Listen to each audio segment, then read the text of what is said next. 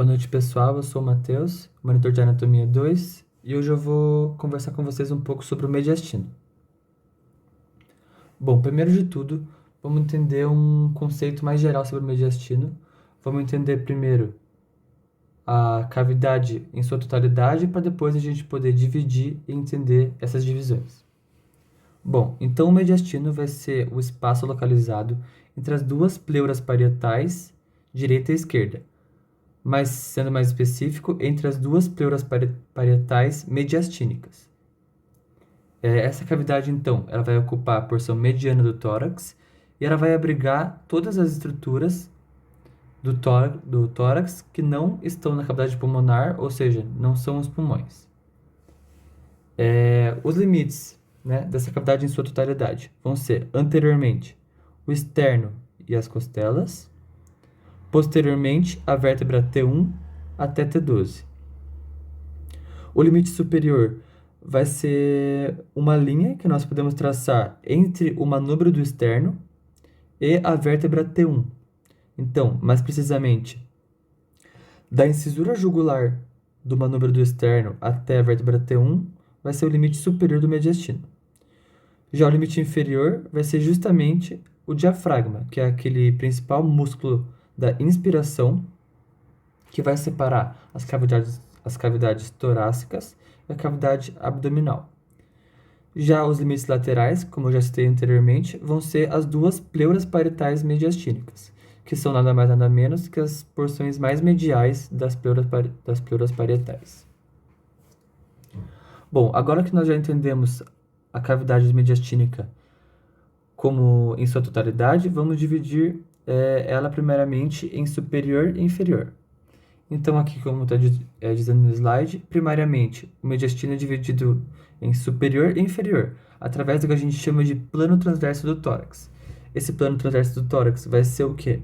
Vai ser uma linha entre o ângulo external, ou o que a gente chama de ângulo de Lewis, né? É um epônimo.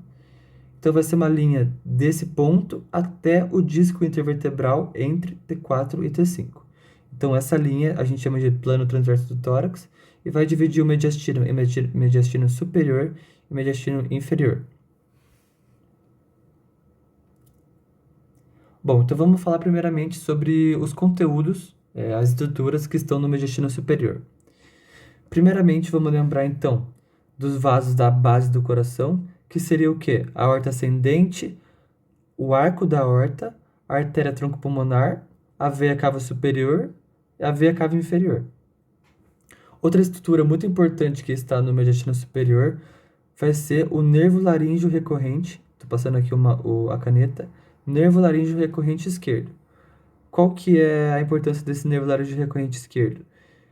Como vocês devem ter visto no vídeo de laringe, o nervo laríngeo recorrente esquerdo vai ser um ramo do nervo vago que vai participar da inervação motora da laringe, dos músculos da laringe.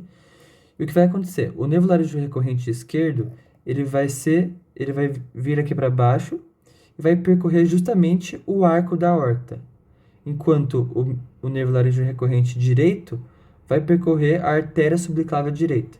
Então, é por esse motivo que nós podemos dizer apenas que o nervo laríngeo recorrente esquerdo se situa no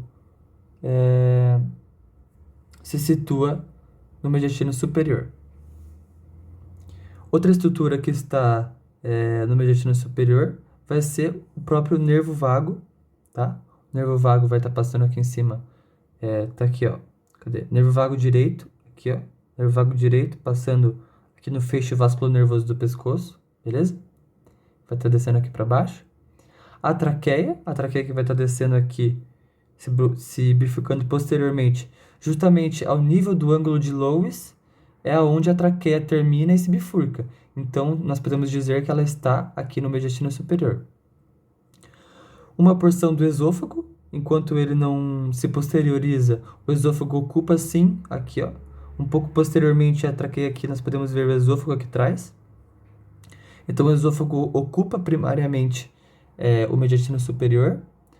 Nós podemos ver parte do timo, né? Essa porção do timo aqui, O timo que é um órgão linfóide, que eu vou citar um pouco melhor mais pra frente. E a primeira parte dos vasos torácicos internos, né?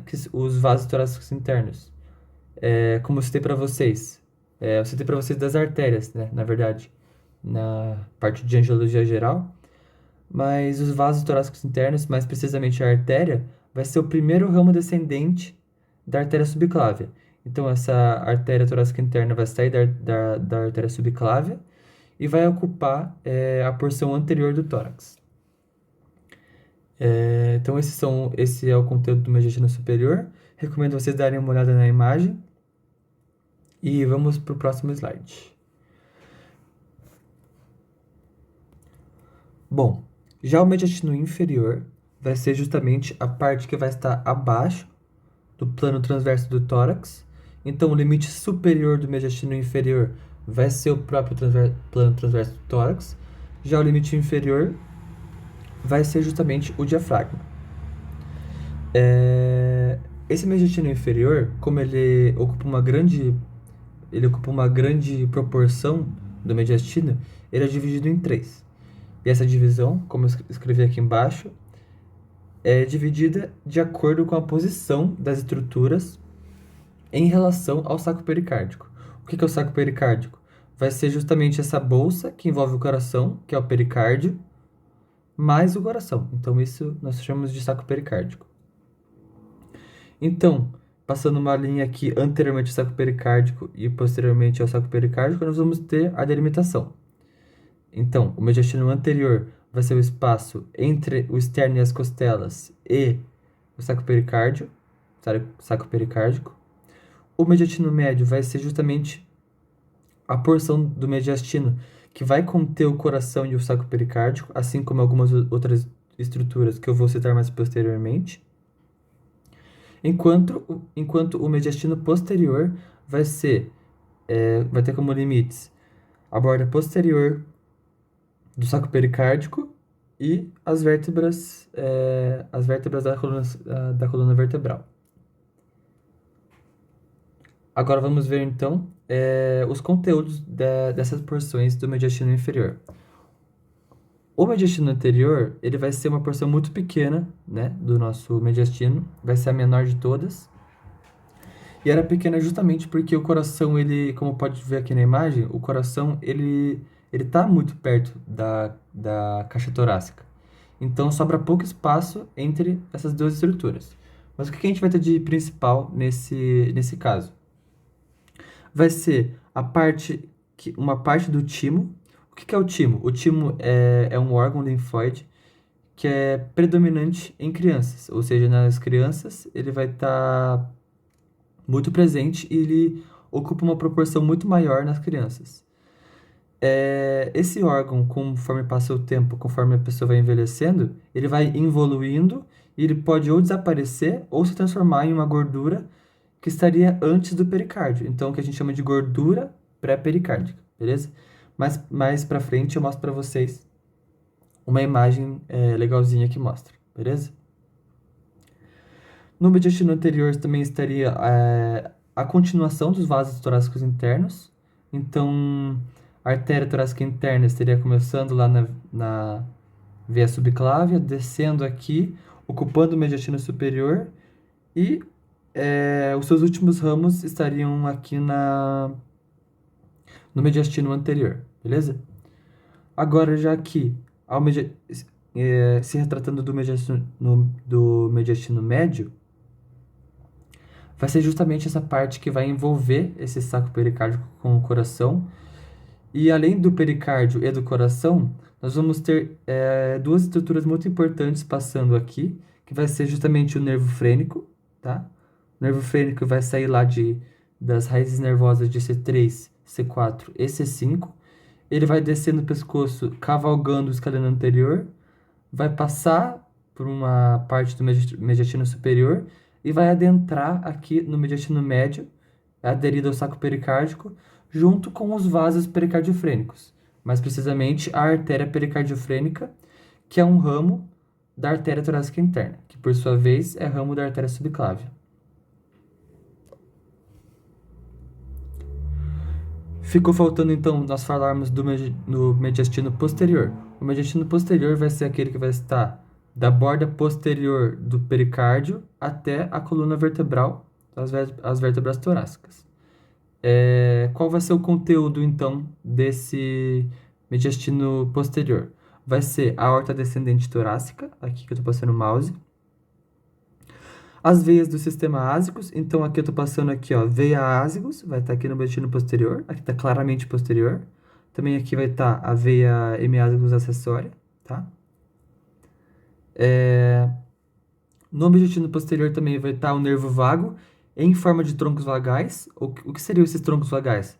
Seriam justamente, consegue ver o esôfago aqui, que também é uma estrutura do mediastino posterior, aqui, o esôfago.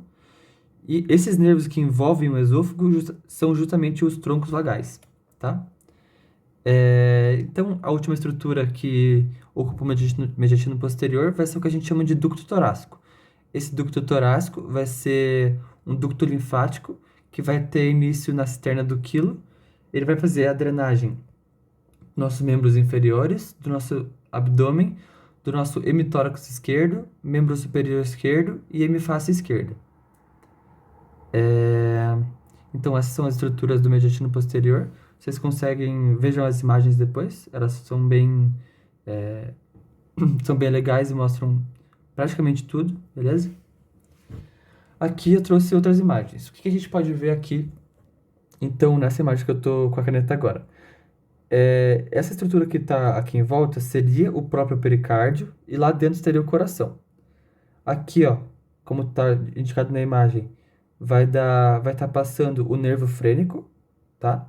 E o nervo frênico acompanhado da artéria pericardiofrênica, que é a rama da torácica interna.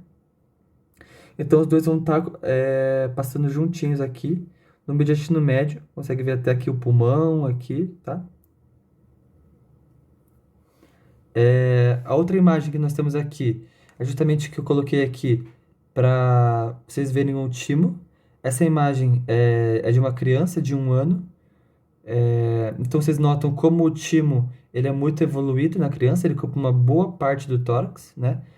Isso porque ele vai ter algumas funções linfáticas e quando a criança está em desenvolvimento, essa atividade linfática é maior. Aqui outra imagem então, estaria aqui um pulmão, o outro pulmão. O espaço no meio seria o mediastino.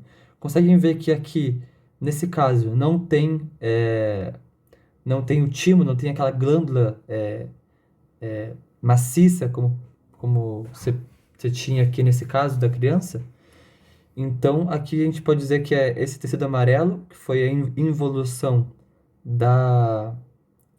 do timo, que se transformou numa gordura, né, pré-pericárdica, que vai estar antes do pericárdio.